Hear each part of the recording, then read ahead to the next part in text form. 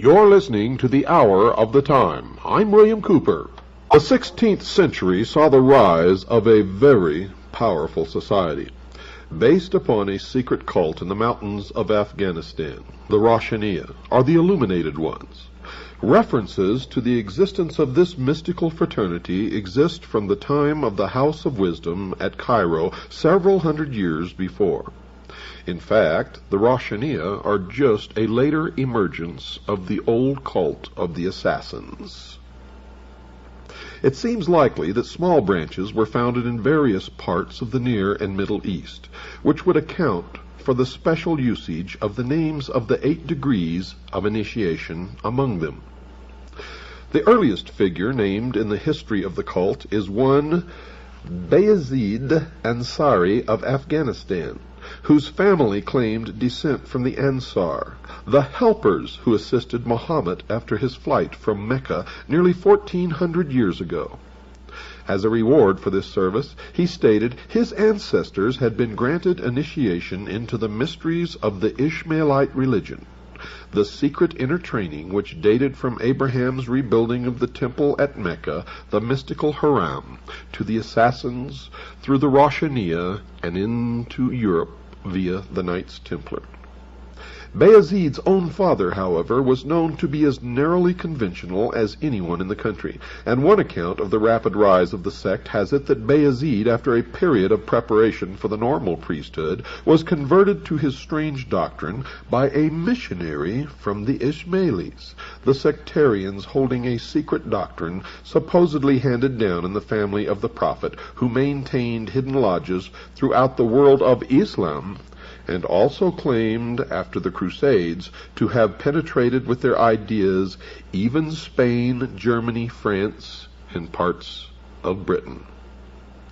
However this may be, the Illuminated Ones soon became more than a headache for the governors of Afghanistan, the Mughal rulers of India, and their Persian neighbors.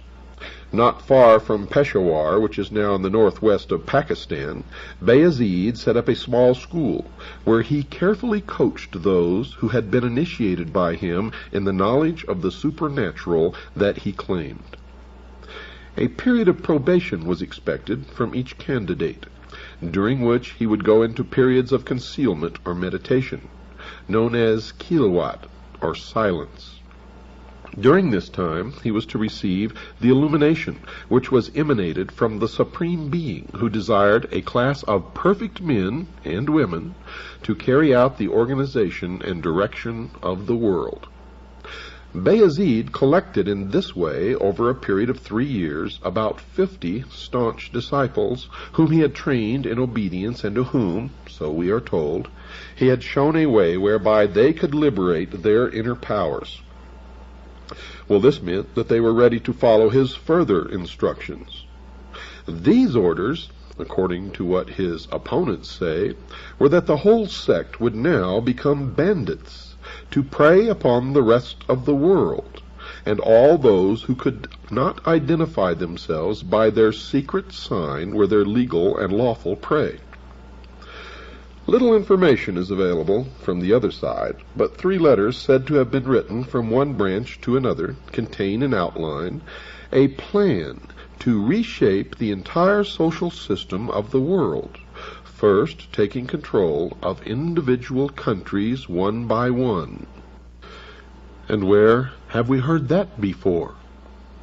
We've heard it from every one of the histories of all of these different sects of Mystery Babylon, which on the outward appearance seem to be different from each other, but on the esoteric level are one and the same religion, with one and the same plan, with one and the same goal, all working toward that end. And the end always justifies the means. Now, something does survive of the degrees of initiation.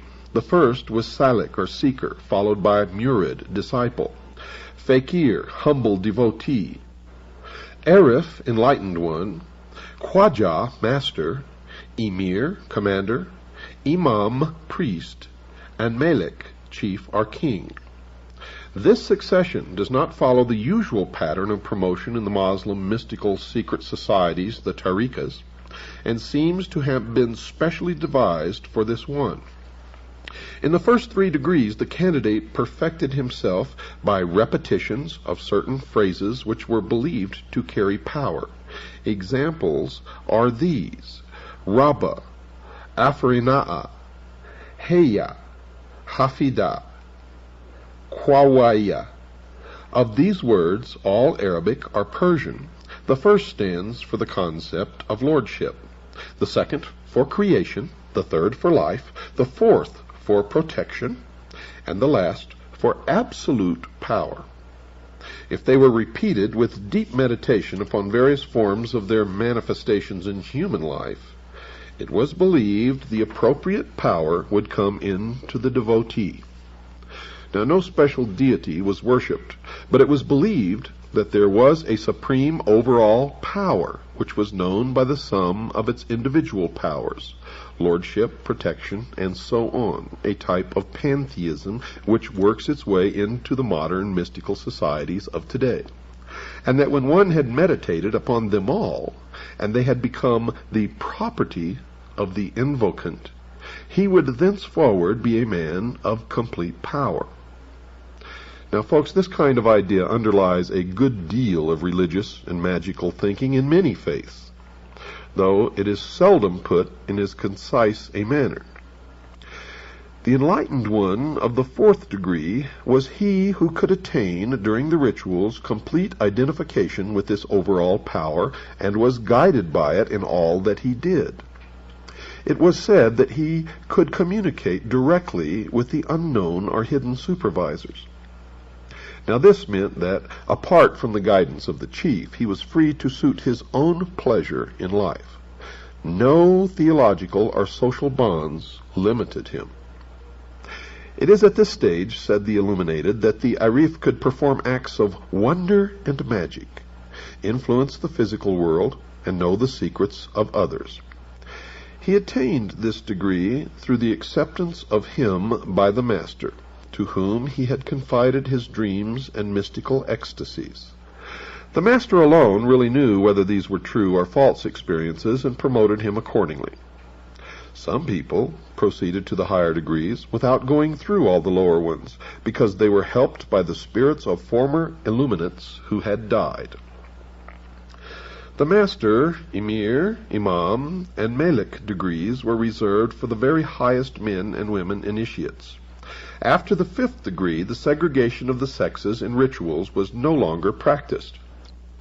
Anyone of the degree of Imam and higher could start his own lodge and make his own disciples. Bayezid decided to move his headquarters into the most inaccessible mountains of Afghanistan, where he set up a large and luxurious castle, and from which he directed his military and bandit operations designed to overcome the rest of the East. His missionaries were sent far and wide, but received little official support. The cult did, however, spread among merchants and soldiers who thought that this gateway to mystical experiences was something to enter. They contributed lavishly to the chief's upkeep and his most expensive military, political, and espionage system. The heady wine of this success seems to have affected the prudence of the head Illuminate more strongly than it should, for his claims became more and more extreme in public, as most usually do. There was, he now preached, no afterlife of the kind currently believed in. no reward or punishment, only a spirit state which was completely different from earthly life. The spirits, if they belonged to the order, could continue to enjoy themselves and be earthly powers, acting through living members, but that was all. The preaching of this spiritual vampirism seemed to delight his followers as much as it infuriated his enemies, because Bayezid now gave out more and more of the new doctrine based upon his no afterlife creed. Eat, drink, be merry, gain power, look after yourself. You have no allegiance except to the order, he told them, and all humanity which cannot identify itself by our secret sign is our lawful prey. The secret signal was to pass a hand over the forehead, palm inwards, the countersign to hold the ear with the fingers and support the elbow in the cupped other hand.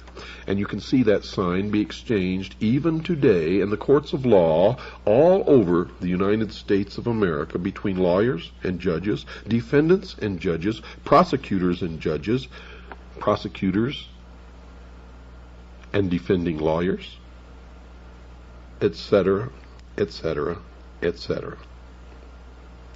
Bayezid took to himself the style of Pir Roshan, or Sage of Illumination, and founded a city at Hashnagar, which was to be the center from which Illuminism was to spread all over the world.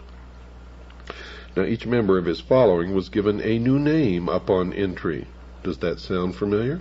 And this name depended upon the guild to which he, in theory, belonged. According to Bayezid, all humanity was divided into professions. His were lamp makers.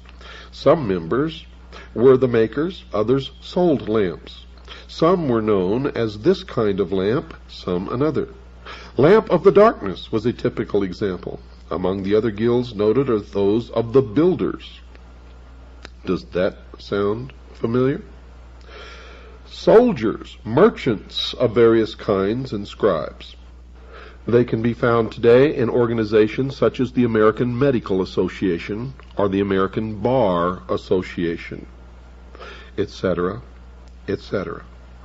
Writing in the 19th century, an Afghan scholar who was by no means fond of the Society of the Roshaniya claimed that they were, in fact, an organization devoted to fighting against the tyranny of the Moguls, and that the banditry and strange doctrines attributed to them were untrue, allegations by interested parties. He based this upon two manuscript copies of the objectives of the order, which seem to have stated that it was dedicated to influencing people of importance throughout the East and West towards greater justice and self-training into the immense capacities of the human mind, whereby wonders can be caused, and through which the harmony of the world will be established. Now, these ideas are taken from those enshrined in our ancient literature and practices, as well as those of the Persians, many of whom followed the true illuminated path before the new message was revealed, they stated. In the end, the imperial Mogul decided that something must be done about the widespread power of the militant mystics of the Hindu Kush mountains. The governor of Kabul arrested Bayezid, clapped him in irons, and paraded him through the streets to show that here was no supernatural being.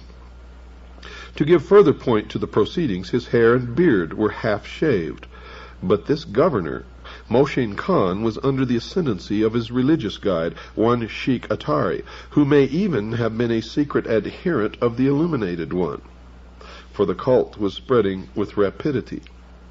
In any case, he told the governor that Bayezid was undoubtedly a man of great and holy attainments, and that considerable suffering would inevitably attend anyone who treated this man harshly. Bayezid was allowed to escape. The indignities to which he had been subjected kindled his Illuminism still higher. Calling his numerous companions, he retired to tribal Tehra, where he set up a military and court atmosphere which is still remembered for its glamour, fervor, and mystery. India and Persia were to be overcome by force of arms, he announced. To that end, many more were to be enrolled into the ranks of the Illuminated. Enthusiastic scenes throughout Afghanistan resulted from the proclamation, which was carried far and wide to the accompaniment of kettle drums and wild sword dances. And when he was ready, Bayezid, attended by his halqa, or circle of dervishes, led the campaign into the lush land of India. Intercepted by the Moshin Khan, whom he had earlier escaped, he was wounded, put to flight, and he eventually died as a result of this encounter. His son, Omar Ansari, proclaimed himself leader, and immediately ordered an attack upon the Pathan tribe of the Yusufzai, who had allied themselves with the Mughal. He was killed by the hillman, and his own son, quote, the servant of the one, unquote, took over the leadership. And by the middle of the 17th century, this youth had been killed defending his castle against a Mughal expeditionary force. His infant son escaped with some of his followers into Afghanistan proper, where the cult was restarted. The descendants of this Abdul Qidar, servant of the powerful, continued to rule the fanatics and to send their teachers far and wide. The creed eventually split into two divisions, the military and the religious. And nowadays it is only the followers of the latter who survive, still a secret cult which might, given the right conditions, have touched off a movement as important as that of the assassins. Now, 40 years after the last religio-military leader of the Afghan Illuminated Ones died, a society of the same name, the Illuminati, came into being in Germany, formed, it is said, by Adam Weishaupt. The young Jesuit priest, a professor of canon law at the Jesuit Ingolstadt University. Coincidences of date and beliefs connect these Bavarian Illuminati with the Afghan ones, and also with the other cults which called themselves Illuminated. In actual fact, they are all the same. The beginning of the 17th century saw the foundation of the Illuminated Ones of Spain, the Alumbrados, condemned in an edict of the Grand Inquisition in 1623, out of which the condemned Ignatius Loyola emerged as a man immune to prosecution, arrest, or accusation from any king, prince, or prelate, as the head of one of the most powerful secret societies ever organized, the Society of Jesus, now known as the Jesuits. Ignatius Loyola had been the leader of the Alumbrados in Spain, and it was his sect, the Illuminated Ones, or the Alumbrados, which became the Society of Jesus. In 1654, the Illuminated Guernets came into public notice in France. Now, documents still extant show several points of resemblance between the German and Central Asian Illuminists, points which are hard to account for on the grounds of pure coincidence, and yet which still might, one supposes, be nothing more than that. The Prophet Muhammad, for example, is claimed as an initiate by the Western Illuminati. Their calendar is the very same which survived in current usage in the former Iranian territories among the Afghans of the time. New Year's Day with them was the same day as the Persian and Afghan Newroz festival. Further, the degrees of initiation, although seemingly artificial ones coupled with some of the degrees of Freemasonry, were also 8. And there are parallels in the naming of the individual degrees. Like the Roshaniya, the Illuminati stated that they had the objective of gaining important converts for the purpose of improving the state of the world. A comparison of the degrees shows the similarity. In the Roshaniya, the seeker, and in the Illuminati, the apprentice. In the Roshaniya, the disciple; in the Illuminati, the fellow craft. In the Roshaniya, the devotee; in the Illuminati, the master. In the Roshaniya, the enlightened one; in the Illuminati, the Illuminatus major. In the Roshaniya, the master; in the Illuminati, the Illuminatus dirigens. In the Roshaniya, the commander or emir; and in the Illuminati, prince. In the Roshaniya, priest; in the Illuminati, priest. and the Roshaniya, king or chief, in the Illuminati, king. Now, the early stages of initiation were designed to admit people into the Brotherhood, to test them for reliability, and possibly to train them for responsible tasks connected with the greater diffusion of knowledge. Even in higher degrees, it seems that tests are also applied. Those who were to become priests, for example, were taken to a secret place where a throne stood, with before it the choice of priestly or royal regalia. The aspirant had to make the choice. Those who opted for the symbols of worldly power were dismissed promptly, but candidates taking up the sacred vestments were saluted with the phrase, "Hail, O Holy One." The members of this degree were considered teachers in whose hands was the training of disciples. Priests identified themselves with a secret sign. Both hands crossed were placed flat upon the head. In shaking hands, the priest extended his palm with the thumb held vertically upwards. The countersign was a fist with the thumb enclosed within it. Princes were those who could influence events at a very high level, either in academic or political affairs. The room in which the initiation to this high and secret degree was celebrated was hung with red. The garments which the prince was to wear were red and white. Now these are, of course, the colors of the Ishmaelis as well. In the ritual, the candidate is presented as a slave and states that he wants to liberate society from tyranny. The sign of the degree was the extending of both arms. As the countersign, before taking the hand of another, the prince gripped both his elbows. In 1786, a raid upon the house of an influential lawyer, Zwack, revealed secret papers connected with the order. And it is through those that many of the inner workings of the organization became known. Men were to be influenced through their women folk, and a large-scale plan for initiating women members was at an advanced stage of development.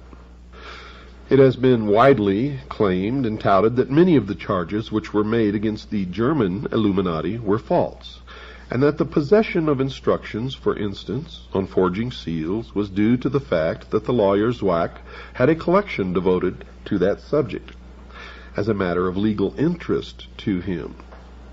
It is also said that the project of enrolling women and young girls had in actual fact been taken from the aims of a very different society, the Mopses.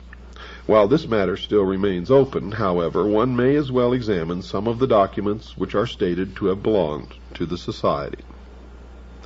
Zwack had written in his own hand a document describing the manufacture of a strong box which would blow up if it were tampered with. He also had a collection of impressions of the seals of several hundred important persons, and the already mentioned data on how to forge or substitute them. These, he stated in a letter of protest, were a part of the exhibits of his criminological collection. The famous memorandum detailing the plan to win over women to the cause comes from papers seized at the home of Baron Bassus, one of the members.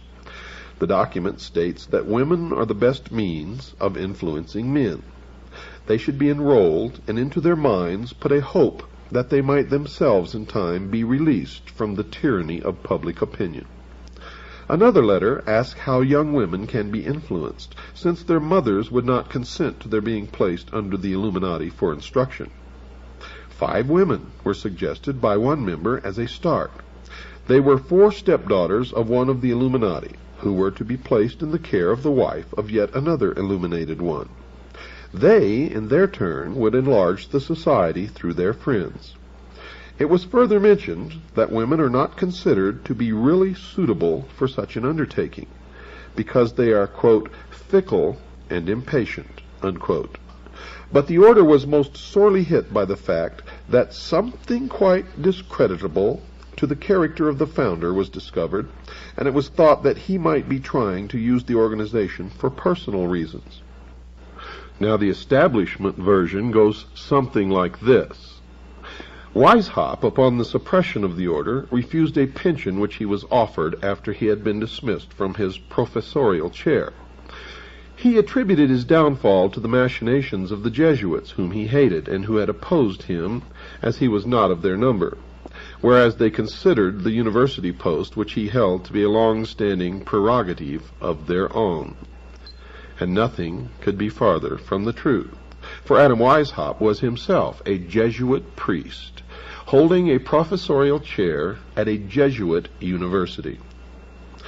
Now he and Zwack were both banished, and little is heard of them thereafter, although there are rumors that they carried on the society respectively in Saxe-Coburg in the Netherlands.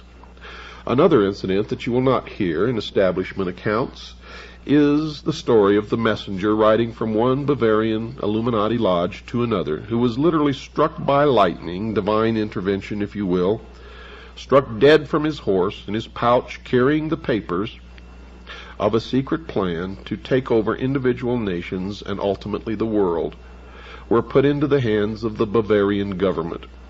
And many of the portions of these papers are almost word for word what later became known as the protocols of the wise men.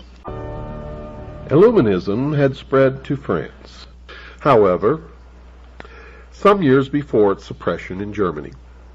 Influential personages were members, many drawn from the ranks of the important Freemasons of Paris. As in the case of the German branch, it was soon alleged that they pursued terrible aims and practiced frightful orgies. An extract from a French book of the 1790s, La Secte des Illuminés, will give a fair idea of this. The huge chateau of Ermenonville near Paris was one of the chief lodges of the Illuminated. It belonged to the Marquis of Girardin, who protected Rousseau and later gave him a tomb on his estate. Saint Germain, the notable impostor, presided over it. He claimed to be 1,000 years old and to be able to make gold. He was said to be immortal, but strangely died in 1784. And even today, some Looney Tune wackos claim that they converse with Saint Germain, who's still alive, walking around in a modern-day suit and tie. Well, on the day of his initiation at the chateau of Ermenonville, the candidate was conducted through a long, dark passage into an immense hall draped with black. There were faint lamps set around the room. There were men dressed as corpses in shrouds. There was an altar of human skeletons which stood in the center of a large hall, and in the darkness, in the flickering low lamplight, the priest conducting the initiation resembled ghostly forms moving through the hall, and everywhere there was the stench of some terrible odor. Two men dressed as specters always appeared and tied a pink band or ribbon which was smeared with blood around the forehead of the candidate. Upon this was an image of the Lady of Loretto. Does this sound familiar, ladies and gentlemen? A crucifix was placed in his hand and an amulet hung around his neck. He was asked to remove his clothes, and if he showed any hesitancy, his clothes were removed for him and laid upon a funeral pyre. Crosses of blood were smeared upon his body, and then his genitalia were tied with a ribbon or with string. Then frightening figures, covered with blood and mumbling strange incantations, approached and threw themselves down in prayer. After a long period of time, weeping, crying, wailing broke out as if a herd, a plethora of mourners were bereaved upon the death of their closest and deepest love. The funeral pyre burned brighter and brighter. All of the clothes of the initiate were consumed. And from behind or near this fire, one of the priests emerged almost as if he had taken form from the smoke of the pyre itself. And the 5 figures went into convulsions, and loud wailing and screaming took place. And then came the voice of someone concealed behind a curtain. These oaths which the candidate had to repeat. Quote, "In the name of the crucified one, I swear to sever all bonds which unite me with mother, brothers, sisters, wife, relatives, friends, mistress, kings, superiors, benefactors, or any other man to whom I have promised faith, service, or obedience." Quote, "I name the place in which I was born. Henceforth I live in another dimension, which I will not reach until I have renounced the evil globe which has been cursed by heaven. From now onwards I shall reveal to my new chief all that I have heard or found out, and I shall also seek out and observe things which might otherwise have escaped me. I honor the aqua tofana. It is a quick and essential medium of removing from the earth, through death or robbing them of their wits, of those who oppose truth and those who try to take it from our hands. I shall avoid Spain, Naples, and all other accursed lands, and I shall avoid the temptation to betray what I have now heard. Lightning will not strike as rapidly as the dagger, which will reach me wherever I may be, should I betray my initiation." Unquote. Then a 7-branched candelabrum bearing 7 black candles was placed before the candidate, and a large bowl containing human blood. The candidate washed himself in the blood and drank a quantity of it. The string around his genitalia was removed, and then he was carried to a bath to undergo complete ablution. After this, he was given a meal composed of root vegetables. Now, folks, while it is possible that such ceremonies as this have actually taken place, and we know that they have, because it is the exact ceremony that George Bush underwent in the crypt, or what is known as the tomb, the skull and bones, at Yale University. But it will be recalled that such items as human blood are generally not of the genuine variety in any society other than those reputed to be dedicated to criminal or perverted ends. Well, I have this to say: no one knows but those who actually take part in the ceremony, whether it's chicken blood or human blood or pig blood or cow's blood. And as with the initiations of other societies, there is no doubt that the candidate may have been made to believe that he was actually going through an initiation which involved horrible things of this nature, such as human blood. Initiation into the ancient mysteries was often accompanied by the exposure of the candidate to fear and other emotions in order to make him receptive to the oath or message which was to be made manifest. It has been said, folks, that the European version of the Order of the Illuminati contributed in no small measure to the development of revolutionary doctrines which eventually culminated in the Russian and other communist machines. And in fact, for those of serious study who have perused the depths of the available material, as I and others have no doubt whatsoever that communism, international socialism, is the direct product of the mystery schools of the Illuminati, as was the formation of this nation, which was guaranteed to lead us in to what is known as the New World Order, Novus Ordo Seclorum, the formation of a one-world totalitarian state ruled by benevolent despotism, is the way that they put it. And there is little doubt that the order was dedicated to the overcoming of princely power as it was then known, and to the diffusion of anti-religious ideas. And this can best be seen by examining the development of the teaching of the member as he progressed from one degree of initiation into the next. Now, folks, many young enthusiasts with a taste for mystery and a desire to fight oppression in any form were drawn through a deliberate plan from the ranks of all of the colleges and universities and from all of the other supposedly benevolent fraternal organizations. After an oath of obedience and silence had been extracted from the candidate, he was then handed over to a director or teacher, or, if you will, hierophant, to be taught that the order was one of discipline and effort, and that the final objectives were to do good through leaving aside all preconceived notions, and upon the basis of free thought, to lead mankind to salvation.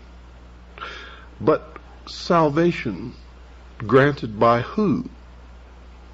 And salvation from what? That is the question that intelligent men should be asking. However, it's been my experience that most men and most women don't ask any questions whatsoever, or very few anyway. Those who managed to show that they were likely to accept the next stage in teaching were advanced to the rank in which he was made to swear that he would work under the orders of his masters without doubt or question. He would not use his critical faculties in any way, in any matter connected with such instructions.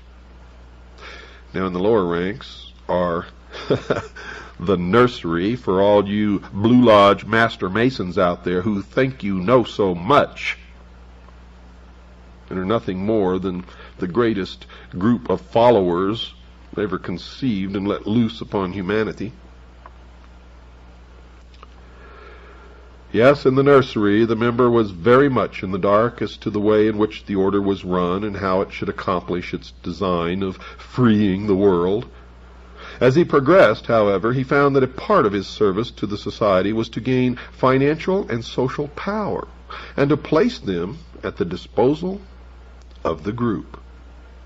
Indeed, he was expected to be a diligent Mason, and to try to gain control over Freemason funds.